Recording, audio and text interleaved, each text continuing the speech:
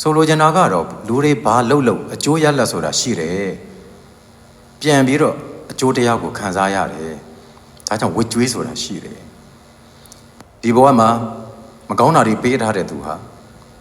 ဒီဘဝမှာရောဖြစ်လေရဘဝမှာရောမကောင်းတာတွေကိုယ်စီပြန်လာတယ်သူတစ်ပါးကိုကဲ့ရဲ့ထားတဲ့သူဟာနောင်ကဲ့ရဲ့ခံရတဲ့အနေအထားမှာပြန်ရောက်တတ်တယ်ဝစ်ကြွေးလိုက်ပါတယ်သူတစ်ပါးကိုနှိမ့်ဆက်ကလူလှုပ်ထားတဲ့သူဟာဖြစ်လေရဘဝမှာနှိမ့်ဆက်ကလူပြန်အလောက်ခံရခြင်းဆိုတဲ့ဝစ်ကြွေးတွေကိုပြန်ဆက်ရပါတယ်ယူထားတာတွေရှိရင်ပြန်ပြီးတော့ပေးရပါတယ်ဒီဘဝမှာမတော်မတရားယူထားတဲ့သူတွေအကုန်လုံးကဒီဘဝမှာတော့ယူနိုင်ပါတယ်ဒါပေမဲ့ဖြစ်လေရဘဝမှာတော့သူ့စီကနေနိုင်တက်ကလူပြန်ယူတာတွေကိုသူတောက်လျှောက်ခံရပါလိမ့်မယ်